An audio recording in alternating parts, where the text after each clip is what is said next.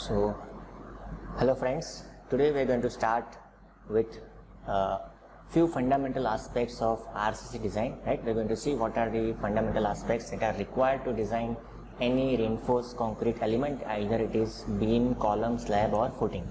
And we are also going to see what are the different Indian standard codal provisions that are to be looked after, right? So, let's begin.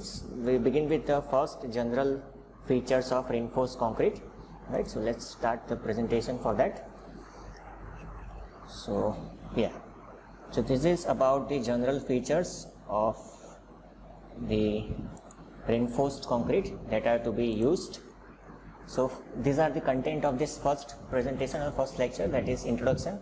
Then we'll see about design loads, materials for reinforced concrete and code requirements, then design philosophy, limit state design philosophies, philosophy for limit state design, principles of limit states, factor of safety, characteristic and design loads, characteristic and design strength. So these are the points that we'll cover in this lecture, right? So let's start. First of all, what is the structural design? What is the meaning of structural design? What we do in structural design, right? So the structures, when subjected to external loads, have internal reactions in the form of bending moment, shear force, axial thrust and torsion in individual members, right? Now you already studied this part in your previous semesters, that is how to calculate bending moment, how to calculate shear force, how to calculate axial thrust in individual members, right? So these are the external effects that a member undergoes, right?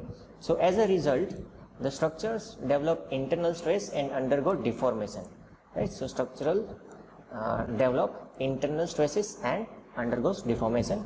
In structural design, what we are supposed to do, the members are proportioned such that these internal stresses and deformations are within the acceptable limits. So as a structural designer, as a structural engineer, what is our task? Our task is to design the members and to proportion the member size in such a way that internal stresses and deformations are within the acceptable limits, right? So that is called structural design. Now next question comes into mind is that what are the objectives of design of reinforced concrete structures, right? Why we need to do this design? So if we are doing the design, what objectives should be kept in the mind? So first objective is safety, right? First objective we need to keep in mind is the safety of a structure, and second objective is the functionality of the structure. So structure should sustain all loads and deform within limits for construction and use. So first aspect is safety. Second, the structure should have an acceptable probability of performing satisfactorily during their intended life, right? So second aspect is functionality. Third is durability. Third objective is durability, and last but not the least, the most important one is economical aspect of the structure, right? So these are the general objectives by which we design our reinforced concrete structures, right? Out of that, safety and functionality are important, plus durability plus economical aspect also we need to see. So these are the objectives of design of reinforced concrete structures. Now once the objectives are defined, next question comes into the mind is how we can fulfill these objectives. So the answer for that is that all the above objectives can be fulfilled by understanding the strength and deformation characteristics of the material used in design, as also the deterioration under hostile exposure, right? So all the above objectives can be fulfilled by understanding the strength and deformation characteristics of the material. Two characteristics we need to study for RCC, that is concrete and steel. First is a strength characteristic and second is a deformation characteristic. So if we know about all these two types of characteristics, then we can fulfill our objectives that are desired, right? So now next question comes that for which materials we need to study the characteristics of strength and deformation. So what are the basic materials that are used in RCC? So reinforced concrete has two basic materials, concrete and steel. It has two basic materials, concrete and steel.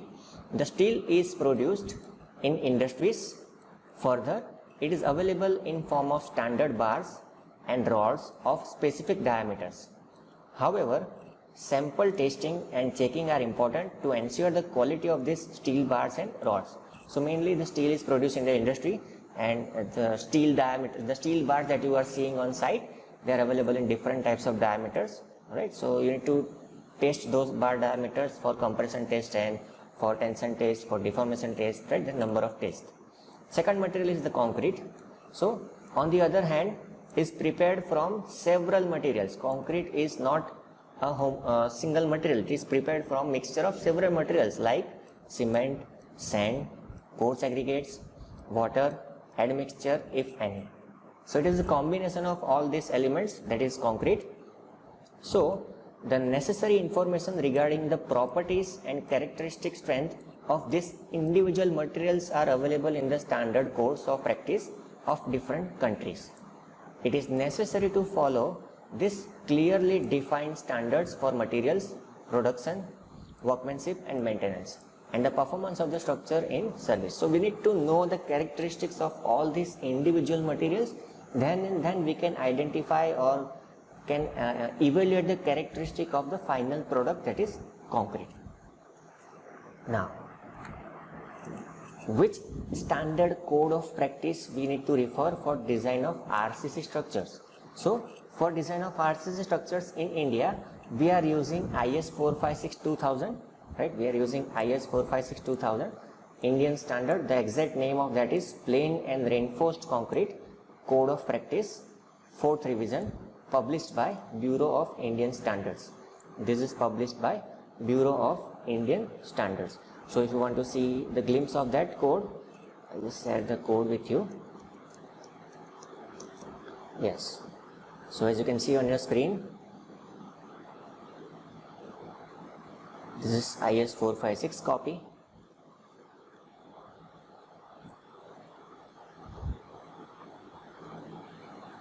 Bureau of Indian Standard, published by Bureau of Indian Standards, 4th revision, right? IS 456-2000, 4th revision, right? So this is the code that we are going to use. So now, what are the different design methods that are given in IS 456? So design methods as per IS 456-2000, first method is limit state method. So about this, lot of criteria are given in section number 5. IS 456 deals with the design provisions. The semi-empirical limit state method of design has been found to be the best for design of reinforced concrete members. Now accordingly, structures or structural elements shall normally be designed by limit state method. There are two types of limit state. First is serviceability and second is collapse. So let us go to IS 456-2000 and see about section number 5.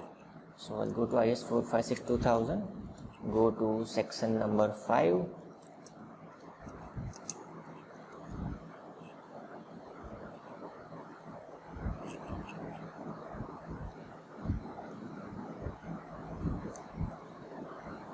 Which is on page number 67.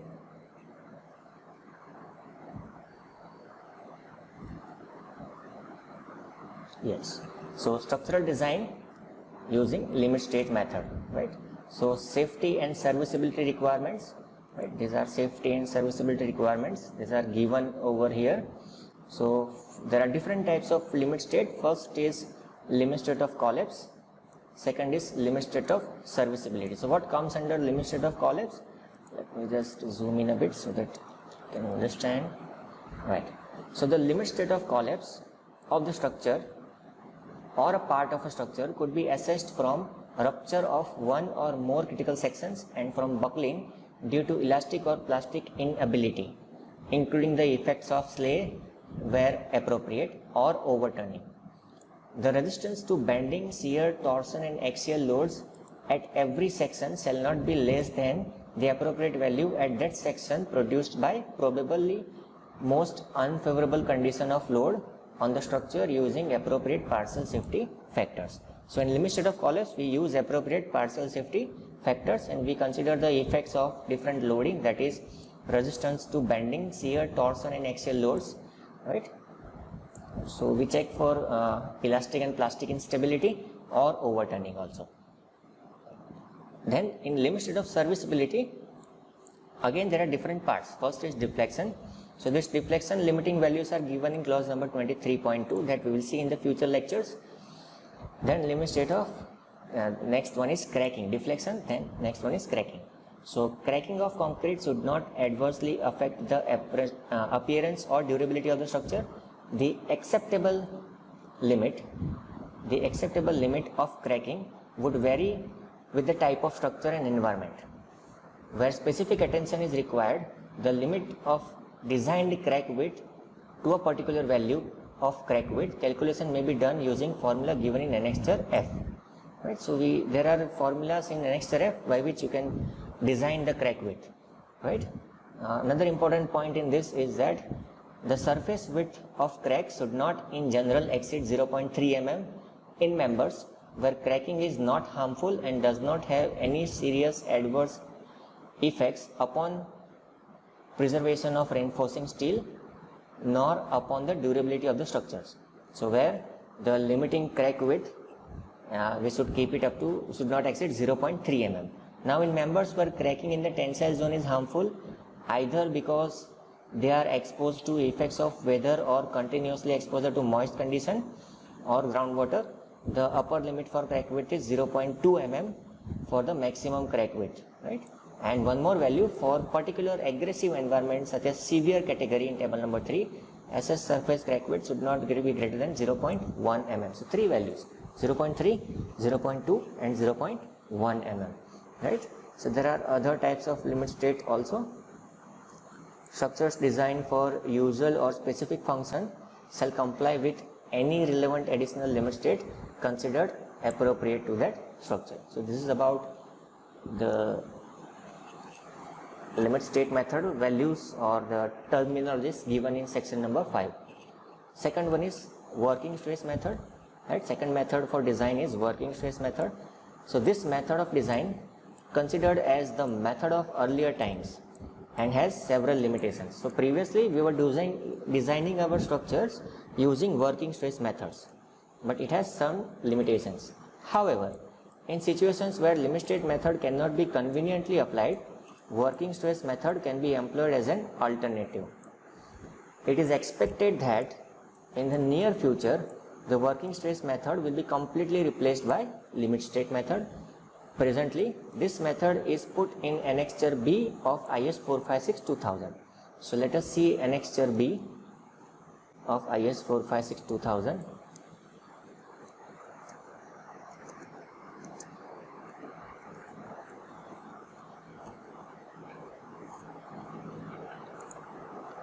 Just a minute.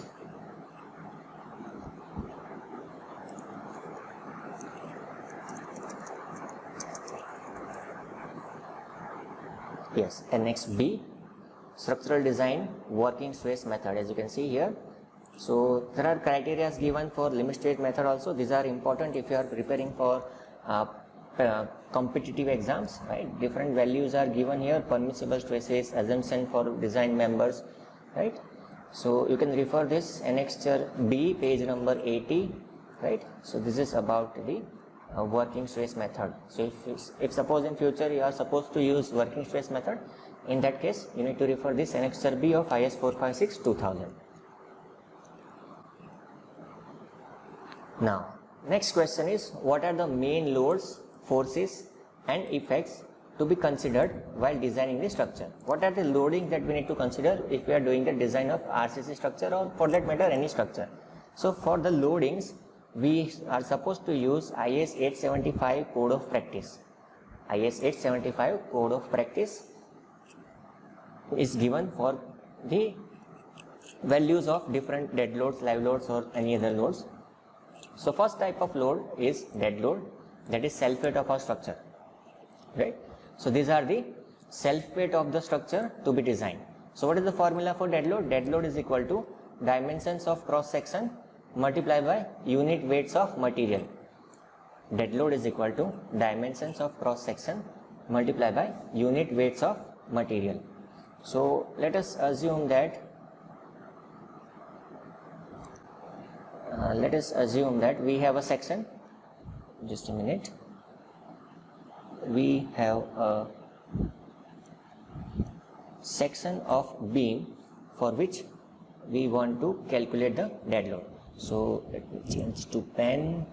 So suppose this is a section of a beam for which I want to calculate the dead load, right? The dimension is 0.3 meter by 0.5 meter, 0.3 by 0.5. So if I want to calculate dead load, dead load will be equal to dimensions, that is 0.3 multiplied by 0.5 multiplied by density of concrete. So density of concrete generally we take as 25. So if you calculate this, you will get your self weight of your structure. You will get your self weight of the structure as 0.3 multiplied by 0.5 multiplied by 25 as 0.5 it is. So 3.75 is your self weight of this beam section. So dimensions of your member, that is 0.3 multiplied by 25 multiplied by density, right? 0.3 multiplied by 0.5 is the dimension and 25 is the density. So this is how we calculate the dead loads. So now the values of the unit weights of different materials are specified in part 1 IS 875. So different types of material we are using in construction, like bricks, say plaster and flooring material, number of types of material that are used. So for all those materials, what are the dead loads? It is mentioned in IS 875 part 1. Second type of loads are imposed loads, or it is also called live loads also. So they are known as live loads and consist of all loads other than dead loads of the structure. The values of the imposed load depend on the functional requirements of the structure. So it depends on the functional requirements. For example, residential buildings will have comparatively lower values of imposed loads than those of schools or office buildings. The reason behind this is that if you see the movements of the persons in the residential buildings, so movements will be very less compared to the school buildings and office building, right? So this is just an example. The standard values are stipulated in part 2 of IS 875. So same number IS 875, but part is number 2. IS 875 part 2, this is for imposed loading. Third type of load that is we need to consider for design is the wind loads. So these loads depend on, first factor is velocity of wind at the location of the structure, permeability of the structure, that means opening, and height of the structure. They may be horizontal or inclined forces depending on the angle of inclination of roof for pitched roof structure. So if you have inclined roof structure, in that case there is a different criteria. They can even be their suction forces depending on the angle of inclination of the roof or geometry of the buildings. We understand all these things when we actually calculate the load of wind, right? And if you want to see the specifications, these are given in part 3 of IS 875. So if you refer IS 875 part 3, which has been revised in 2015, so you need to see revision of 2015 for IS 875 part 3, which is for calculation of wind loads. Next part is snow loads, right? So these are important loads for structures located in areas having snowfalls. So no need to consider the snow loads if you are living in Gujarat, right? This is important if you are living in Jammu and Kashmir or say Himachal Pradesh, where there is a snow force, so which gets accumulated in the different parts of the structure depending on the projections, the height, slope, etc. for the structure. The standard values of snow loads are specified in part 4 of IS 875. Part 4 of IS 875. Next force that are acting on a structure will be the earthquake forces, right? So earthquakes generates waves which move from origin of its location, that is called epicenter, with velocities depending on the intensities and magnitude of the earthquake. The impact of earthquake on structures depend on the stiffness of the structure, stiffness of the soil, height of the structure, location of the structure. There are many variables. Right? Now the country has been divided into several zones depending on the magnitude of the earthquake. So if you want to see the details of this, it is given in IS 1893. Now this has been revised, IS 1893 2016, right? IS 1893 2016, it is not 2002, right? This has been revised, so you need to read the revised versions, right? So this is about the earthquake forces. Then there are few more effects. These are long-term effects on concrete, which are called shrinkage, creep and temperature effects. So shrinkage, creep and temperature, higher or lower, may produce stresses and causes deformations like other loads and forces. Hence, these are also considered as loads which are time dependent. Right? These are time dependent loads. The safety and serviceability of the structure are to be checked following the stipulation of IS 456-2000 and also part 5 of IS 875. So there are criteria for shrinkage, creep and temperature in IS 456-2000, and we also need to refer part 5 of IS 875. And there are certain additional forces and effects also. So additional forces and effects. However, IS 456-2000 stipulates the following forces and effects to be taken into account in case they are liable to affect materially the safety and serviceability of the structure. So first is foundation moment. For this, IS code number is 1904. Elastic axial shortening, soil and fluid pressure, IS 875 part 5. Vibration effect, fatigue effect, impact effect given in IS 875 part 5, erection loads, IS 875 part 2, stress concentration effect due to point of application of load. Right? So these are some additional forces effect that you can consider for the design of your RCC member or any other member for that matter. Now, once we know what are the loads that are going to act on your structure, it is not possible that all these loads are going to act one after another. There are possibilities that there will be a combination of load acting together at one point at one time. So we need to consider some load combinations also. So next is combination of loads. So design of structure has to account for all type of loads, forces, effects that can occur simultaneously in order to maintain their serviceability and safety. The design of structures would become highly expensive if all types of forces are assumed to act on all structures at all times. So as I said, all the loads will not be acting on a structure all the time.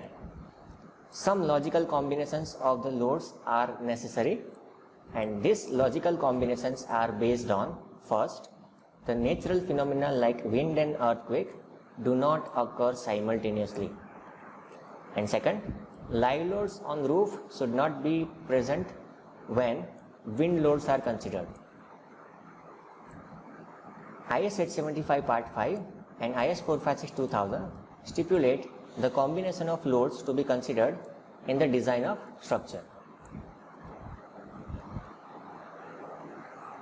Alright, now next question comes that what is limit state design? Now we go into detail of this method. Right, now we go into the detail of this method. So what is limit state design? So limit states are the acceptable limits for the safety and serviceability requirements of the structure before failure occurs. The design of structures by this method will thus ensure that they will not reach limit state and will not become unfit for the use for which they are intended. Right? So the limit state are the acceptable limits for the structure for safety and serviceability requirements of the structure just before failure occurs. You need to remember this definition, because many times these questions can be asked in your interviews, that what is limit state design. So there are mainly two types of limit state that we have already seen in the IS 456-2000. First is limit state of collapse. Second is limit state of serviceability, right? So the collapse deals with the strength and stability of the structure subjected to maximum design loads out of the possible combination of several types of load. Therefore, this limit state ensures that neither any part nor whole structure would collapse or become unstable under combination of expected overloads. So this deals with the strength and stability of the structure, which is limit state of collapse. Now next is serviceability. So it deals with deflection and cracking of the structure under service loads. See here, this is very important. This is under service loads. Previously we have seen this is a combination of loads, right? Several types of combination of loads, design loads, right? Maximum design load. This here is, it is design loads, and in the next serviceability we take service loads. Durability under working environment during their anticipated exposure conditions during service. So serviceability of the structure as a whole, fire resistance, etc. These are the criteria that we need to consider for limit state of serviceability.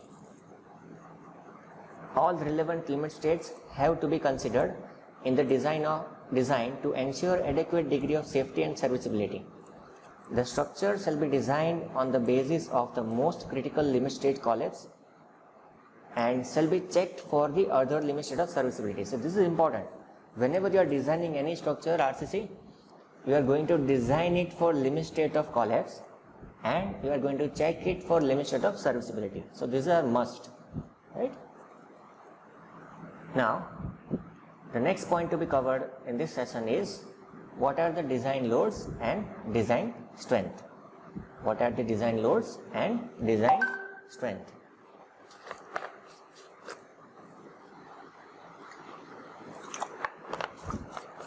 So in the limit state method, the design load is denoted by capital FD. The formula for that is characteristic load multiplied by partial safety factor for loads. Characteristic load multiplied by partial safety factor for load. Same way, design strength is small fd. It is characteristic strength divided by partial safety factor for strength. Please note this down. Design load and design strength. Design load is characteristic load multiplied by partial safety factor for loads, and design strength is characteristic strength divided by partial safety factor for strength. Now let us understand in deeper. Now what is the meaning of your characteristic load? So if you go to IS 456-2000 clause number 32, let us go there. Clause number 36.2.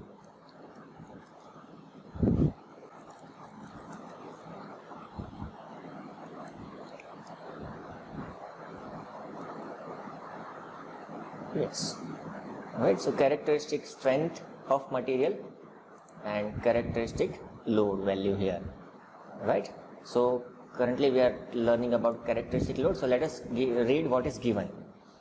So the term characteristic load means that value of load which has 95% probability of not being exceeded during the life of the structure. What is the meaning of this? That it is a load which is going to be constant for about 95% of the life of the structure. Right? Only 5% of the duration it can vary, it can reduce or it can increase.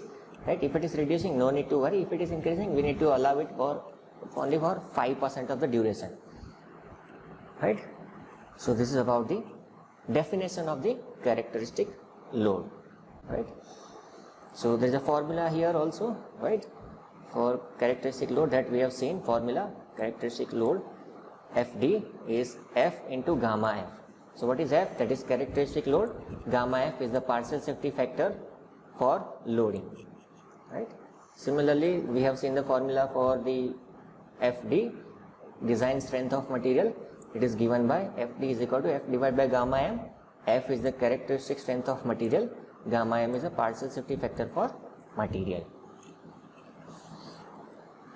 Now one more thing. Okay, characteristic strength of material. So what is the meaning of characteristic strength of material? So the term characteristic strength means that just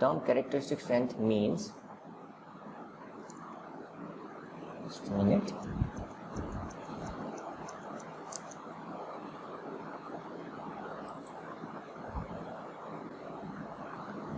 means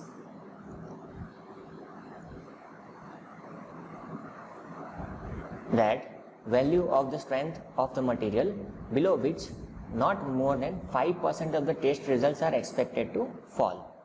Right? So what is the meaning of this? The meaning of this is that suppose if you are doing the design of M20 grade concrete and if you are casting the 100 cubes for the testing of strength. So out of those 100 cubes, 95 cubes should get strength more than 20 Newton per mm square. Right? If this is true, then the 20 Newton per mm square characteristic strength is obtained. Right? So 5% failure we can accommodate, not more than 5%. So that is the meaning of characteristic strength of material. So this is what we have tried to explain over here. So characteristic load is equal to average or mean load plus K, where the value of K, standard deviation for load, is assumed such that the actual load does not exceed the characteristic load during the life of structure in 95%, right? Now, as per clause number 36.2, values given in IS 875 part 1 to part 4 and seismic force given in IS 1893 shall be assumed as characteristic loads. Next is what is meant by characteristic strength. So this is also we have seen in the code, right? So 36.1, clause number is 36.1. So this is about the meaning of the characteristic strength. Now this characteristic strength may be different from the sample to sample, and characteristic strength should not be less than the average divided by mean strength. It should not be less than the average divided by mean strength. So this is about the characteristic strength. Next important thing to be remembered from the code is table number 2, grades of concrete.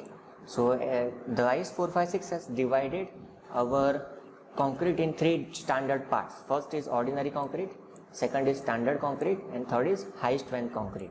So in ordinary concrete they have grouped 3 parts, that is up to M20, 10, 15 and 20. In standard concrete, M25 up to M55, and high strength concrete from M60 up to M80. So you need to remember these values because the questions can be asked in your exams from this. Now in designation of concrete mix, M refers to the mix and the number to the specified compressive strength of 150 mm size of cube at 28 days expressed in Newton per mm square. For concrete of compressive strength greater than M55, design parameters given in standard may not be applicable and the values may be obtained from specialized literature and experimental results. So if you go above M55, that is high strength concrete, you need to do certain separate tests for using these values. So this is a graphical representation of a limit state of design philosophy, right? So the point that you can see, that is a design point. So on the vertical axis we have frequency, on the horizontal axis we have probability density functions for resistance and load effects. So first graph is load effect FQ, second graph is resistance. So wherever this point intersect, that is your sweet spot for the design point.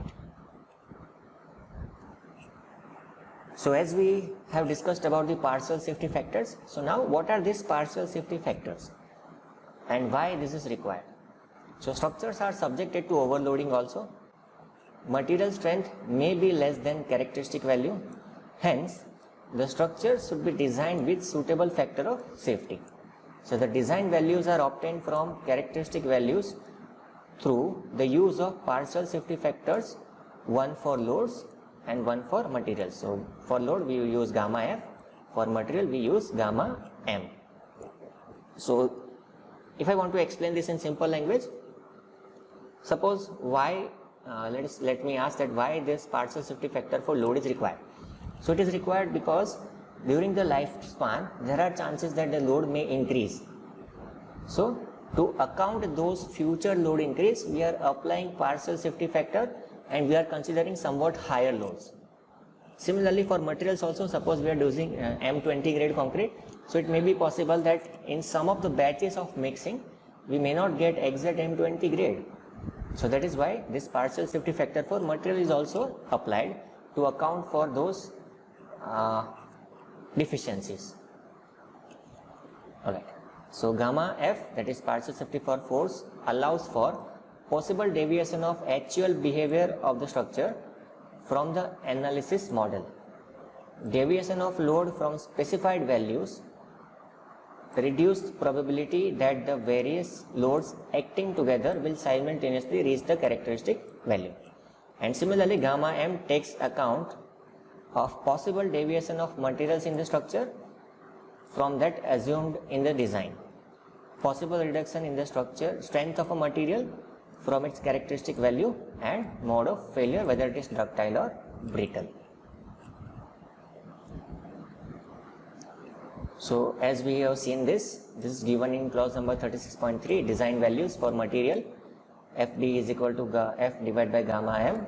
So gamma M, that is partial safety factor for material, for concrete it is taken as 1.5, and gamma M for steel we take as 1.15. Steel material we take it as 1.15. You need to remember these values. Similarly for loads also, gamma, this is FD. We have seen this formula. This is given in 36.3.2. Right. So this is for now gamma F. So gamma F for loads in the two limit states are given in table number 18 IS 456-2000 for different combination of loads as shown below. So there is a table given in IS 456-2000. So let us see that table now. So these are the different load combinations. Then limit state of collapse, and for limit state of serviceability, how much is the value of gamma F that we need to take. So first load combination, if we take dead load plus imposed load. So for that dead load and imposed load, if we are doing the design for only limit state of collapse, the gamma F value is 1.5. If we add wind load in that combination, the multiplication factor is 1. Similarly for dead load plus wind load, dead load we can take as 1.5 or 0.9, there is no imposed load value, and wind load again we need to multiply it by 1.5 for a factor of safety for force. And if we are considering three combinations, that is dead load plus live load plus wind load, the combination factor will be 1.2. This is for limit state of collapse. Now if we are doing the design for limit state of serviceability, dead load coefficient in the first combination is 1, in second combination is also 1, dead load and wind load. In the third combination, dead load will be 1 and imposed load and wind load will be multiplied by 0.8. So that means we are reducing the effect of imposed load and wind load when we are checking the serviceability. This is a very important point to observe, right? We are reducing the load, live load and wind load, when we are checking for limit state of serviceability. Right? So while considering earthquake effects, substitute EL or WL, EL for WL, right? So EL means earthquake load. So if we are considering earthquake load, we need to replace WL by EL. For the limit state of serviceability, the values given in this table are applicable for short-term effects only. While assessing the long-term effects due to creep, the dead load and that part of live load likely to be permanent may only be considered. This value is not considered when stability against overturning or stress reversal is critical. Right? So this is about some of the general considerations that we need to make for the design of RCC structures. Right? So in the next session, we will come up with another topic for the design of RCC structure. Thank you so much for watching this session, and see you in the next session.